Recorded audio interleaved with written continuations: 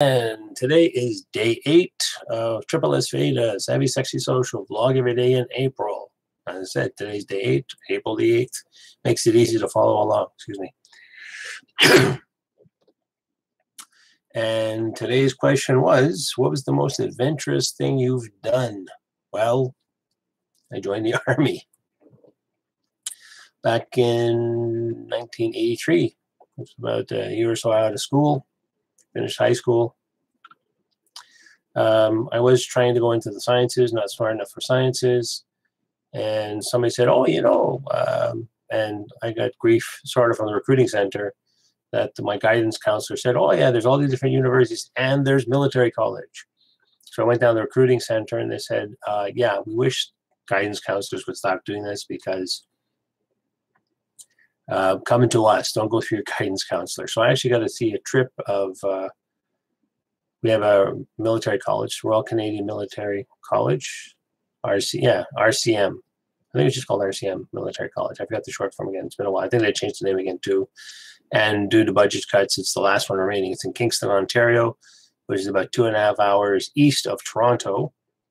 So I got to go there on a day trip and see what's going on. We got the tour, find out. And again, we had a grade 13 at that time, which got abolished some years later. So now you just go to grade 12, and after grade 12, you go to university now or college afterwards, whatever you're partaking is. But I had a really bad set of marks. I was like barely 60% overall, grade 13. Grade 13 was basically equivalent of first semester university. Some of the courses are like calculus and sciences and chemistry, relations and functions, algebra. Because a lot of people I know that went on to university or uni, as they say in England. Didn't have the marks. You had to have like, whatever you call it. If it's GPA, you're talking about in a 3-point whatever, you need like an A to A plus, A's and 90s before going to military college, and not really officer material either. So, excuse me.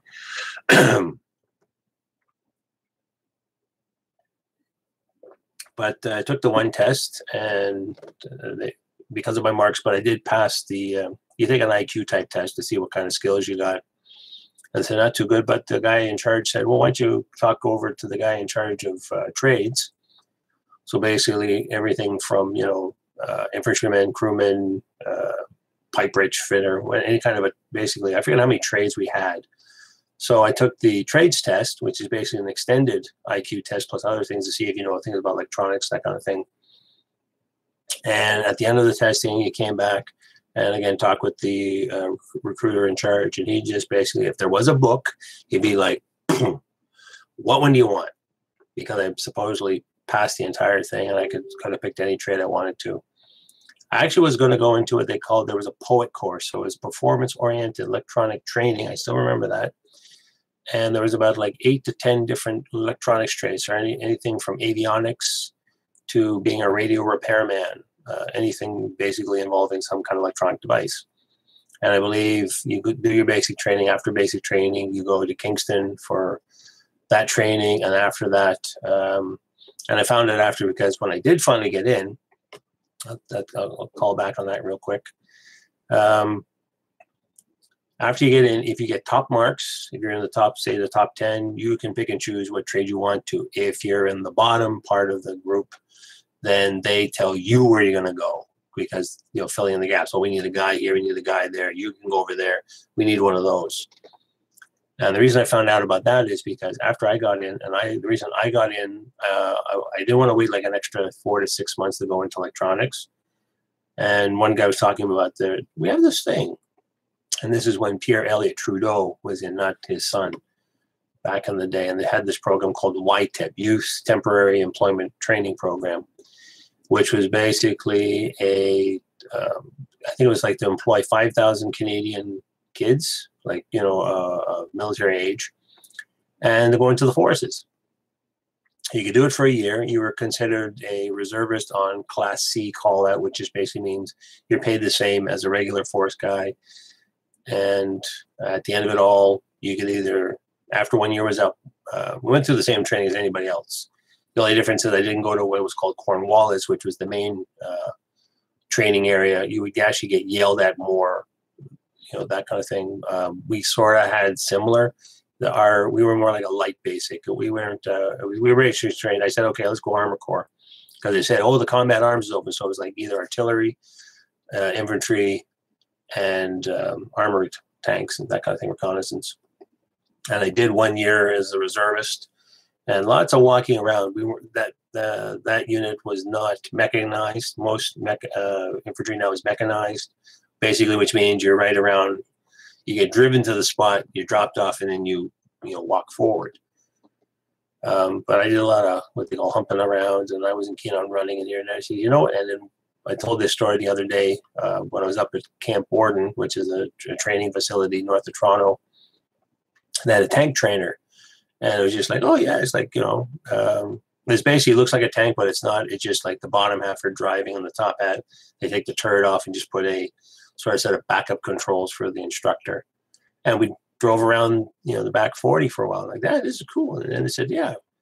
And then when I finally went to the recruiter, years later, it's just like, yeah, which one of these branches would you like to go into? And I'm like, tanks. Yeah, I want to drive. I don't want to walk. I don't want to be a 5 mile, what they used to call the 5 mile sniper, the artillery, because they're way in the back and they, shoot the guns forward. And I'm like, yeah, no, I want to drive around and do stuff. I mean, there is still humping around. You still got to run. You still got to do physical education, PT, PE. Because you have to stay in shape. We weren't so diligent because this is during the Cold War. So there was still a bit of chubbiness and that kind of thing going on. I had I still have a weight problem. But I managed to get in, get through, do my stuff. Yeah, so I went straight up to CFB Petawawa, which is you go up from Toronto and then over from Ottawa, and there's the base. Did that for 2 years. And then we needed to augment Germany, and did Germany for 5 years, and then I got out. But yeah, as I said, with the white tip program, you're in for a year, and at the end of the year, the guys show up again and says, okay, and almost everybody, except for guys that didn't make it through, we're basically like return the mummy, as they call it, RTU in the States, we call it RTM, return the mummy, return to unit. And only like maybe 5-6 guys who thought they could do it, they didn't wash out per se. Some guys just like, yeah, I can't do this, not for me. Some guys are just like, yeah, no, you're just not Army material, sorry guys. And we got 3 guys when I went into what's called TQ3 training. So after basic, you do your trades training, which is basically more weapons training, vehicle training. Didn't learn how to drive vehicles until like 6 months later. Basically, you're just taught how to be a soldier, how to make your bed, and all that good stuff. 3 of the guys showed up in our TQ3 training came from the poet course in Kingston. They didn't make it, and I think they had the option of, okay, I guess they were on the bottom of the pile. It's like, yeah, I really don't want to go into what you're telling me. So I guess they got the option. Well, we're looking to augment the Army. Why don't you go over there? So they joined the Armor Corps with us. And actually, out of those 3 guys, unfortunately, we lost one fellow in a training accident about a year later, which was kind of sad. And one of the other guys later on got up to be a sergeant. And after I got out, he got into some kind of a motorcycle accident or something. I don't know if he was on the motorcycle or somebody else, but he got clipped and didn't make it. And there was a 3rd fellow, as far as I know, he stayed in and kept going with it. So yeah, so I made a lot of good friends. Overall did 7 years. And I did this a while back. If you can see, you will see it in the thumbnail. Let me turn up the monitor a bit so you can see this better. So yeah, so this is when I was in Petawawa. It's now changed. They're not around anymore, but this is for the Special Service Force, because they can trace their roots all the way back to Special Forces. If you ever see the movie Devil's Brigade, which is about the only movie that's about the history of the American Green Beret Special Forces, and it was a joint Canadian and U.S. According to the movie. I don't know if it's just fact or fiction or just mix of the movie. With a bunch of washout Americans or troublemakers, and they made the unit, and the Canadians were all volunteers. And they joined together, and they were like a command. That was like one of the first commando units from North America. So they started that. So this was called the Special Service Force. And Ozones is basically a variation of the British SAS badge, but the dagger going down with the 2 wings on the side. And we had nicknames like the Secret Squirrel Force and things like that, the Flying Butter Knife, you know, just soldiers being silly. That is the short form for the 8th Canadian Hussars, Princes Louises. They've been around like since Loyalists coming up to Canada. That's when the regiment was formed by a fellow with money. Usually back in the day, that's all our regiments were formed, with somebody, rich person with a bunch of money. Hey, I want to make an army, and you know, and fund it and go from there. And that's the hat badge. That's what I'm wearing here. I got as far as being a corporal. When I got out, you become a corporal after 4 years, and it's just more of it's time in. It used to be, if you're a British, corporal is like, there was private, lance corporal, corporal. Corporal is what we now call a master corporal, which you have to go for on a leadership training course. And in the States, it'd be like a first, you know, the first sergeant rank, which is just the 3 stripes. So being a master corporal, corporal just means, we used to joke, overpaid private. You get your time in, here you go. You maybe get a few more responsibilities, but not really. You couldn't order people around, you know, that kind of thing. You're just a man with experience. They reintroduced that when I was in Germany. That is the 1st Canadian Army Division. I think now they brought out the old blue patch, and these were like from World War II patches, because they were trying to, you know, make things a little more esprit de corps and a little more militaristic. That is for the 4th Brigade. And when I was in Germany, which is basically the NATO badge combined with the maple leaf from Canada and the 4 designating the 4. If you have other units, there's the 5th Brigade, they'll have a little 5, and there's a little 2. And actually, because of that airborne incident we had in Somalia back in the 90s, everything got totally disbanded, and they brought back the old badge, which was cool. They took the old Indian arrowhead that was part of the special force back from World War II, except it's gold with a bear on it, and they put the number 2 on it. So that's kind of cool. Like, it's hard to find that badge. And this is from the Royal Canadian Dragoons. This is the only badge I have. I don't have a spare one kicking around that I can also wear as well. I'd have to take it out of here. But I got this idea from, there used to be a magazine out there called U.S. Cavalry. It was a surplus thing in the States, and they would actually do mounting boards. The other thing I got after the fact too, which was kind of neat, I was eligible for this, but after the fact, after I was out, and somebody said, oh, this is the Special Service Medal, and this is the NATO class. But you can also get one if you were up in Northern Base Alert. There's also one for a Pakistan campaign and for Inuit Rangers. I think there's like 6 different ones. I'll eventually leave the link down below to the Wiki page on the article on that. And that one you basically get for 18 months plus of service. This is for basically being a NATO posting. And because I was in Germany for that time, you qualify. And because I wasn't in when the medals were finally issued out, but they were retroactive up to 80 something or maybe 70 something. Again, it'll say that in the article. And so I just had to fill out a form. You send it via snail mail because it's confidential, and you just say, yeah, I served from here to here. They just check the records and say, oh yeah, there you go, you were one of them. So I said, this is for my time in Germany. So there you go. One time when I did wear it for Remembrance Day, and then I went to a social gathering of other people, one of the social groups I go to. When the guy saw the medal, says, you got that for drinking in Germany, didn't you? He was being silly, but yeah. But that's just a time in badge. I could have missed. I missed out on Cyprus because it's rotated amongst the regiments. And when we rebadged, because I was a Hussar, and when the Germany became a Dragoon, so we had to change our badges. Or when I got there, I had to change the badge over. And you change all your flashes and stuff. And then in '87, the Dragoons were in Germany for, I forget how many years, like, you know, over 10, 20, not quite, say 15 years, and they did a rotate. So again, I was just like, okay, guys, take your badges off, put the other one on. Tomorrow morning, you are now going to be Hussars. Huzzah. So yeah, so 7 years of that. So all sorts of, yeah, that was an adventure when you think about it. You know, learn.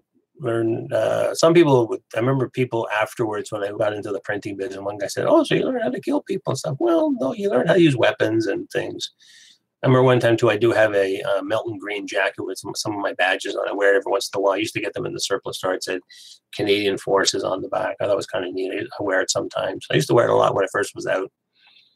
The one interesting thing, though, I did find out, though, from talking with people who were out of the services, guys from the reserves would talk a mile a minute about, oh, yeah, I did this and did that. There was another guy used to be around town near my place up in Markham. He was called Combat Bob or something like that. And sometimes he would wear his combat uniform in the bar. And one time I remember him telling stories about being up north and seeing polar bears. I don't know how much it was legit or not. He actually was, as far as you know, he was only with one of the reserve units, Queen's Own Rifles of Canada, who I did with in high school for a year. That put me off the infantry. Again, that wasn't bad training either. I think military training, if done properly, is not a bad thing. I mean, you learn a discipline. Sure, you got to stand and drill. And if you ever watch Bill Murray Stripes, that's really important marching. But it's not about that. You learn camaraderie, working with people, thinking on your feet. Sometimes there was joking about not doing initiative, but I think during the actual, war times, when you see other movies like about World War II and some of the other conflicts, sometimes you did have to think on your feet. But yeah, and you learn other things too, like troubleshooting. What we used to call IA and stoppages. IA short for immediate action and a stoppage. So say your gun jams, what do you do? Well, I do this, I do that, I look at it, okay, it's fine. Even driving a vehicle, you're driving along, oh, vehicle stops or something, or one of your emergency lights come on. It's like you're driving your car, okay, the oil light came on, what do I do? And we were trained like, okay, this is what happens. Vehicle stops, or that happens. You have to stop it. You have a, any kind of incident, you're trained to go like, okay, what's the next step? That didn't work. What do you do? And, then after when I got out and I went into college to learn computers and stuff, same idea. What do you do? Something broke down. How do you fix it? So you learn those kinds of skills. You also learn how to work with a group of people. You're with a team. I always sometimes still joke when some people go on about team and stuff, because some people really don't know the true meaning of team unless you've shared stuff with people like up close. Like when you're in a tank, I'm sitting here. When I was a tank loader, that was my last position before I got out. I'm here, the gun's there. There's the crew commander right beside me, like not even 3 feet away. And, he's sitting here, and below him, there's the gunner. And then the next guy in front is the conga line of the drivers up in the front. And you get to work together. There's even like one time too where because we were only doing training in Germany, and we had laws about like don't go wrecking don't go driving in the rain and things like that. We actually had stuff because we were there to train, but not to wreck the place. Couldn't cut things down for camouflage. You had to use your netting and stuff. But something is like you're stuck in a tank with a bunch of guys for a while. And there was one time too. There was one afternoon or one whole day. The rain came down so hard, he said, okay, no driving, because the tracks on the tank will just rip up the countryside. And then we had to go back and literally resod or pay for damages. Even though Germany lost the war and we were the guys, the visiting country, still had to be kind of nice about it. But I remember one afternoon too, we put on some music or something, and I actually had some old British radio series called The Goon Show. We're sitting around listening to that, sharing. One of the guys was Lee. He had a care package from his wife, girlfriend. It was like cookies and stuff. So sharing cookies, trying to make a pot of coffee, and just sit around and just hang out. And if you don't get along with people, you're in that close quarters. Even though a tank's big, it's close quarters inside. You better like the guy next to you, kind of thing. So made friends, and actually when I got on Facebook about a couple of years later after getting on Facebook too, met up with some of my old buddies, my old crew commander. He's still around. He's out in PEI now. He's got a place. He's on his own. I won't say the hows and whys of my leaving, but kind of glad I didn't stick around, because a lot of guys after they ended up going to Bosnia, and some of the other guys, if they were around long enough, they ended up to Afghanistan. Changed his people a lot. My old crew commander too, he basically lives on his own. I forget how far out of the main town in PEI. PEI is not even that big. That's a place where if you're driving stick shift, you hit second gear, you're off the island. It's that small if you're going the short way. But yeah, he just has his dog and a couple of cats, and maybe a friend drops by once in a while, but he keeps to himself. I think he got kind of messed up. And like I said, you too, I've been off work for what my doctor called minor PTSD, which I don't like using that word. I would say, burnout, stress, repetitive stress disorders, and another thing my doctor says. that got me going, but I wouldn't say I got PTSD because some of my old buddies got it, and they got it bad, and it's not fun. However, I do freak out when the phone rings. I used to work in a call center, and I've mentioned that before too in one of my other videos. I'll post the link or the card up here. So yeah, that's me. That was my big adventure. 7 years adventure. That was don't regret it.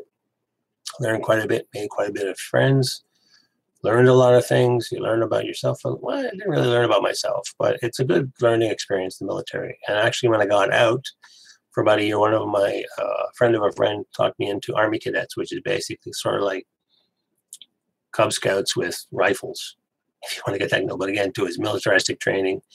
They learn a bit of drill. We teach them some skills. Actually, one time I even got to teach a lecture on map reading, which was kind of neat. And I don't know if it's just scared bunch of kids and old guy in the room, or they were just fascinated by listening to me talk about stuff. But told them, okay, this is how you use a compass, this is how you use a map. How do you find yourself on a map using the grid pattern on the map and all this good stuff. And actually, even map reading skills is something you bring along. I remember one time being on a trip in Newcastle, England, and trying to find somebody I was going to meet that I met on a trip before, and said, yeah, I'll meet up with you then.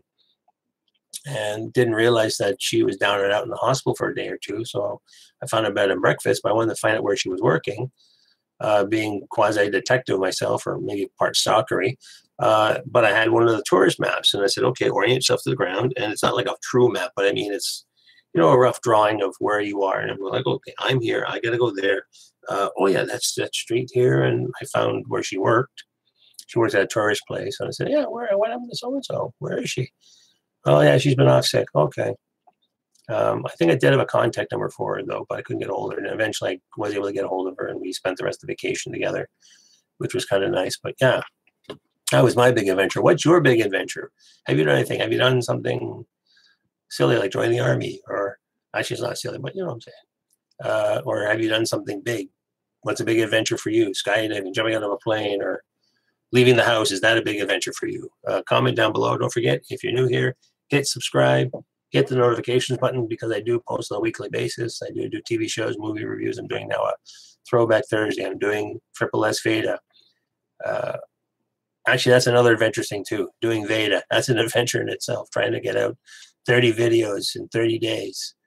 I am trying to cheat with the doing batch recording. I just had to get this one out today for today. And I'm going to record a bunch for the rest of the week, because I am going to have a bit of a busy week. I take the cars in, that kind of thing. So when am I going to get it out? I mean, going live is great because you just bang, do it. But I have some plans to do some other one. I still have to do my throwback show. So that's recording this month. And so I hope it's helpful. Hope you liked it. And, don't forget, thumbs up, thumbs down. And we'll see you in the next one.